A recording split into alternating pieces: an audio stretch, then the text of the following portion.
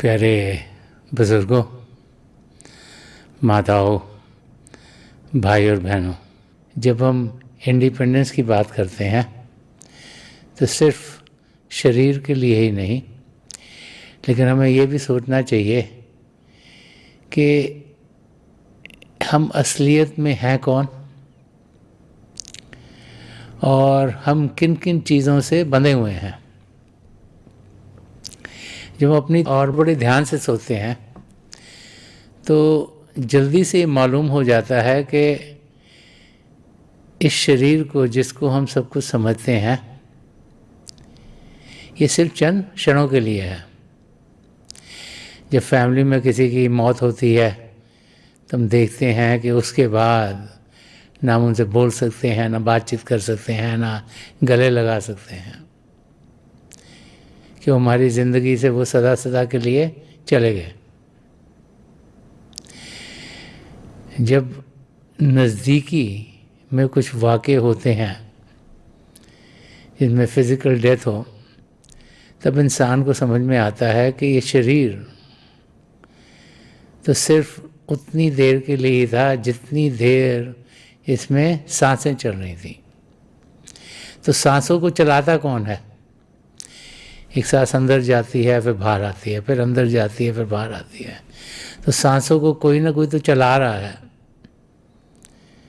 तो महापुरुष हमें समझाते हैं कि जब तक हमारी आत्मा इस शरीर में रहती है तब तक ये शरीर काम करता है। सांसें भी चलती हैं, खून का दौरा भी चलता है, हम देख भी सकते हैं, सुन भी सकते हैं, कार्य भी कर सकते हैं।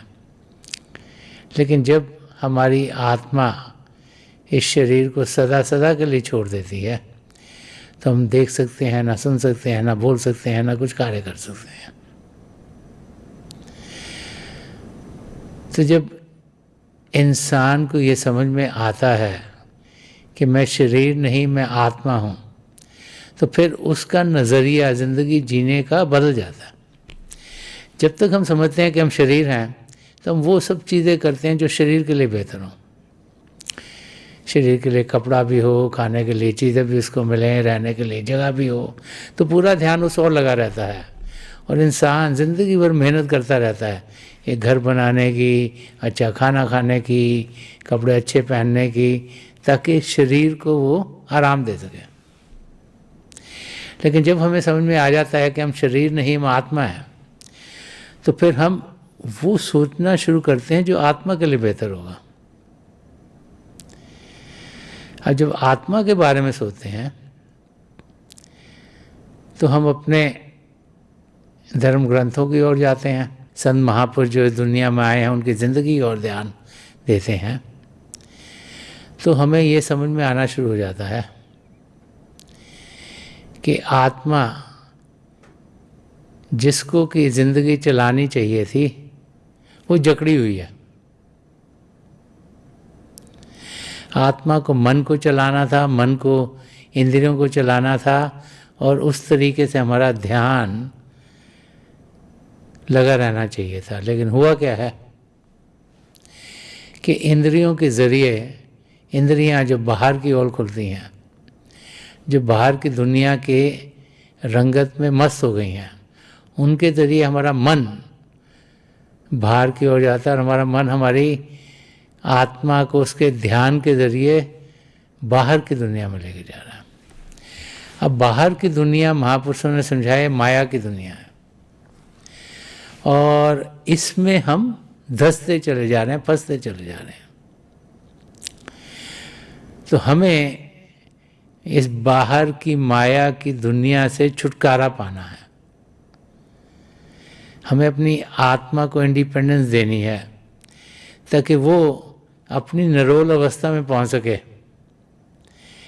क्योंकि आत्मा जिसका ध्येय है कि वो परमात्मा से मिले, वो अपनी मंजिल तक पहुंचे और ये माया की दुनिया में ही जकड़ी ना रहे। अब ये होगा कैसे? जब हम इसे समझने की कोशिश करते हैं तो हमें बहुत जल्दी समझ में आ जाता है कि दुनिया में हम कुछ भी करना चाहते हैं तो हमें कोई ना कोई मदद चाहिए होती है। छोटा बच्चा है, उसको माँ बाप की मदद चाहिए ताकि वो खा सके, चल सके, चीज़ें सीख सके। स्कूल में जाता है, टीचर्स की मदद चाहिए, और बड़ा होता है तो और ऑफिस में जिनके साथ काम करता है उनकी मदद चाहिए। तो हमें रास्ता दिखाने के लिए कोई ना कोई चाहिए। ऐसे ही अध्यात्म के रास्ते पर भी हमें मदद चाहिए। संत महापुरुष जब भी इस धरती पर आए हैं, वो बार बार हमें समझाते चले आए हैं कि हम सब अपनी मंजिल तक पहुंच सकते हैं। वो समझाते चले आए हैं कि जो बाहर की दुनिया है, जिसकी रंग में हम फंसे हुए हैं, उससे हम निकल सकते हैं। वो समझाते चले आए हैं कि जैसे जब बीज डाला जाता है तो उससे पौधा खिलता है, लेकिन पौधा खिलता तब है जब कि जहाँ बीज डाला जाए वहाँ का जो सॉइल है, वो मिट्टी है, वो ताकतवर हो, उसमें न्यूट्रिएंट्स हों। जब उसे पानी दिया जाए, जब सूर्य की रोशनी उसे मिले, जब जो हवा है वो भी उसके लिए सही हो, तभी पौधा खिलता है। और ऐसी ही हालत हमारे आत्मा की भी है। इस आत्मा को खिलने के लिए, इस आत्मा को इंडिपेंडेंट होने के लिए, इस आत्मा को उस अवस्था में पहुंचने के लिए जहाँ से वो आई है, इस आत्मा में हमें एक बीज डालना है। वो हम खुद डाल नहीं पाते। अगर खुद डाल पाते तो हम 84 लाख जिया जून से कब के निकल गए होते। तो एक संत महापुरुष अपनी तवज्जो दे के हमें नाम की देन देते हैं। जब वो नाम की देन देते हैं तो एक बीज हमारी आत्मा में वो डाल देते हैं, ताकि हम प्रभु के प्रेम का अनुभव कर पाएं। जो प्रभु के दो जाति रूप हैं, ज्योति और श्रुति, उनका हम अनुभव कर पाएं, ताकि उसके साथ जुड़ते हुए हम अपनी मंजिल की ओर बढ़ पाएं। महापुरुष हमें समझाते हैं कि प्रभु को पाने के लिए हमें ध्यान बाहर की दुनिया से हटाकर अंदर की ओर करना है।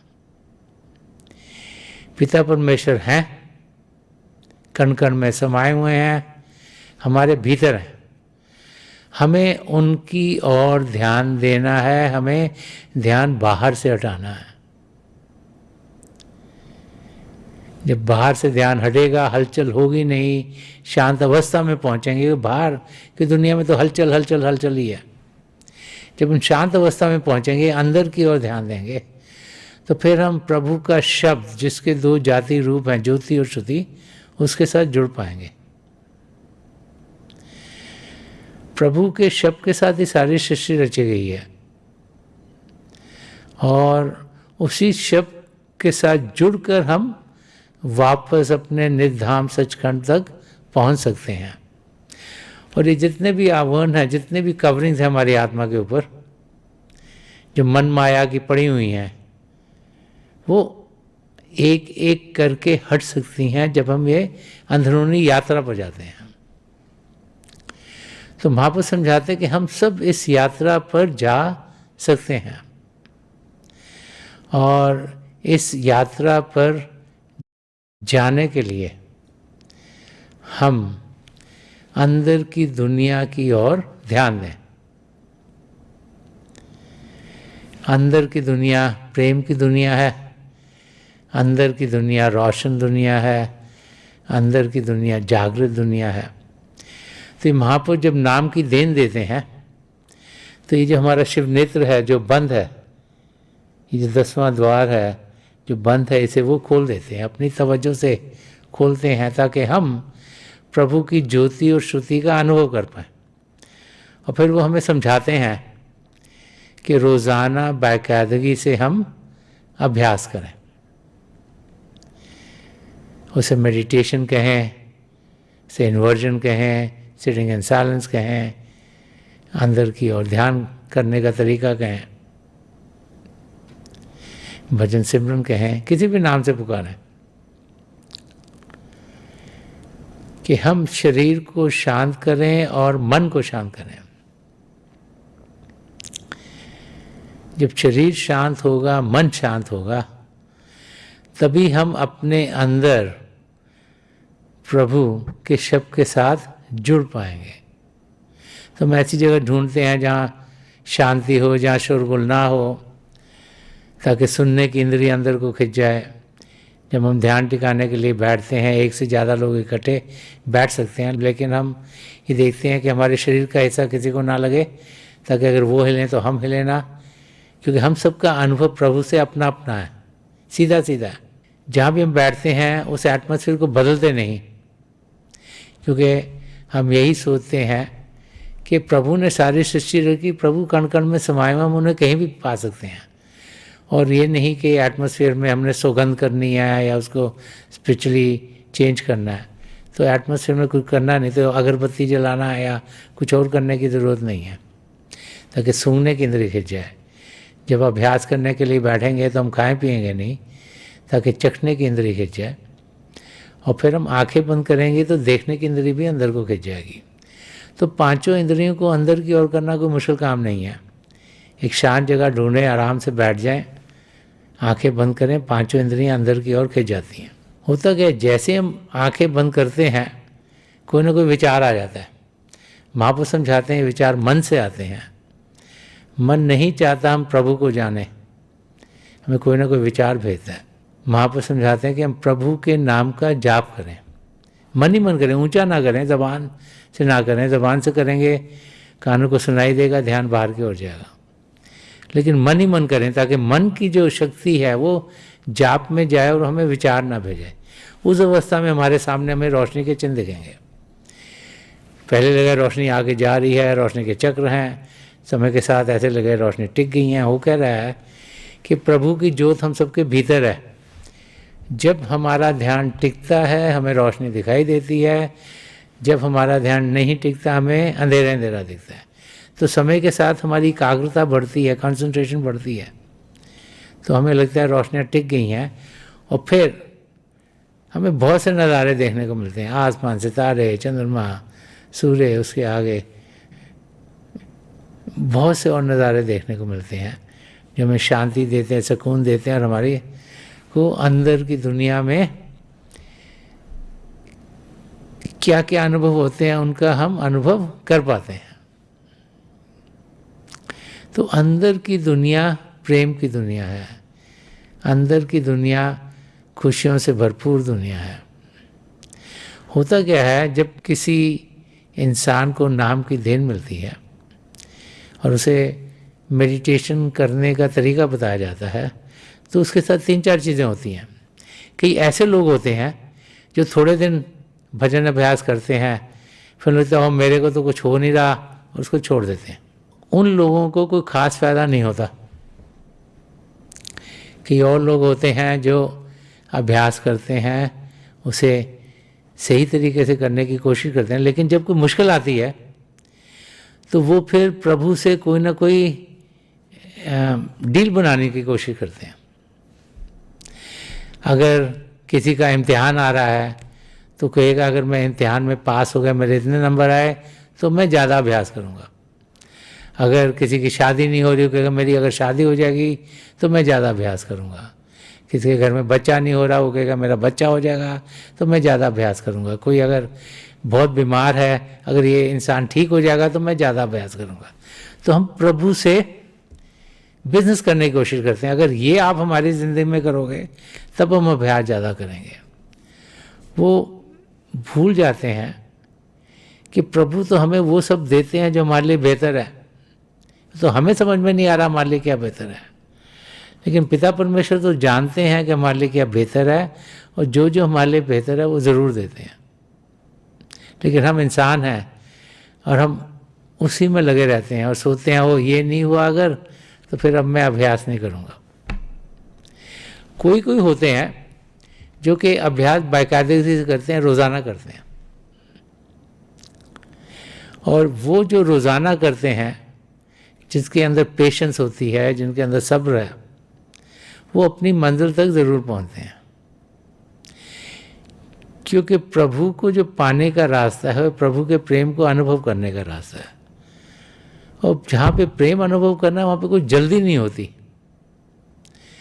प्रभु का प्रेम हम सबके लिए है और हर समय है, हर पल है। और जो इंसान प्रभु के प्रेम का अनुभव करता है, रोज़ाना करता है, बाकायदे से करता है, वो अपनी मंजिल तक ज़रूर पहुंचता है। तो जैसे जब बीज पड़ गया, उसको पानी भी देना पड़ता है, उसको रोशनी भी देनी पड़ती है। वही हमें अपने साथ करना पड़ता है। जब हमारे सद्गुरु हमें नाम की देन देते हैं तो हमें वो अभ्यास करने का तरीका बताते हैं। वो समझाते हैं कि हमें रोज़ाना बाकायदगी से अभ्यास करना चाहिए। अब जो तरीका उन्होंने बताया, उस तरीके से हम अगर रोज़ाना अभ्यास करेंगे तो हम देखेंगे कि हमारी तरक्की अध्यात्म के रास्ते पर होती चल जाएगी। और जो जो हमारी ज़िंदगी में हमें चाहिए, वो सब अपने आप पिता परमेश्वर में देते चले जाते हैं। ये हम हैं जो कि ना समझ हैं, जो सोचते हैं कि ये शायद हमारे लिए बेहतर है। लेकिन हम भूल जाते हैं कि हमारी सोच सिर्फ उतनी है जितना हमें इस दुनिया में कुछ अनुभव हुआ है। संदर्शन सिंह जी महाराज फरमाते हैं कि नहीं जानता कि मैं क्या तुझसे मांगूं, जो मेरे लिए है भला चाहता हूँ। वो प्रार्थना पिता परमेश्वर कर रहे हैं कि मुझे मालूम नहीं कि मैं आपसे क्या मांगूं, पर आपको तो मेरा पहले मैं क्या था वो भी मालूम है, आज क्या हूँ वो भी मालूम है, कल क्या होऊंगा वो भी मालूम है। तो आप जो चाहें, आपको जो लगे मेरे लिए बेहतर होगा, वो आप दीजिएगा। तो जब इस स्टेट तक इंसान पहुंचता है तो उसकी ज़िंदगी खुद ब खुद हरी भरी होनी शुरू हो जाती है। हम लोग कोशिश करते हैं कि जो हम चाहें वो हो। अगर वो हमारे लिए बेहतर होगा तो ज़रूर होगा, अगर बेहतर नहीं होगा तो हमारी ज़िंदगी में नहीं ढलेगा। अगर नहीं ढलता तो हम घबरा जाते हैं, हम सोचते हैं हो पिता परमेश्वर ने ऐसे कैसे कर दिया। ठीक है, हम भूल जाते हैं जो जो हमारे लिए बेहतर होगा वही हमारी ज़िंदगी में ढलेगा। तो आज शायद हमें समझ में नहीं आ रहा, लेकिन कई सालों के बाद जब उस ओर ध्यान देते हैं तो लगता हो यही ठीक था। तो वो इंसान जो बाकायदगी से अभ्यास करते हैं, वो इंसान जो रोज़ाना प्रभु के प्रेम में अपनी ज़िंदगी गुजारते हैं, वो अपनी मंजिल तक ज़रूर पहुंचते हैं। जब नाम की देन मिलती है तो बीज, नाम का बीज हमारे अंदर पड़ जाता है, हमारी आत्मा में पड़ जाता है। अब उसको पानी देना है, पानी देना है कि रोज़ अभ्यास करना है, तभी जो रोशनी है जो अंदर में प्रभु की ज्योति और श्रुति है उसके साथ वो जुड़ेगी, और जब वो जुड़ेगी तो और फलेगी। तो जो बीज हमें पड़ा है वो और दिन ब दिन बढ़ता चला जाएगा और बढ़ता चला जाएगा और बढ़ता चला जाएगा। उसके लिए हमें सब्र रखना है, क्योंकि एक बार जब नाम की देन हमारे अंदर पड़ गई तो फिर हम अपनी मंजिल तक ज़रूर पहुंचेंगे। और उसके लिए हमें मेहनत करनी है, रोज़ाना बाकायदगी से अभ्यास करना है। और वो भाई बहन जो रोज़ाना अभ्यास करते हैं वो अपनी मंजिल तक ज़रूर पहुंचते हैं।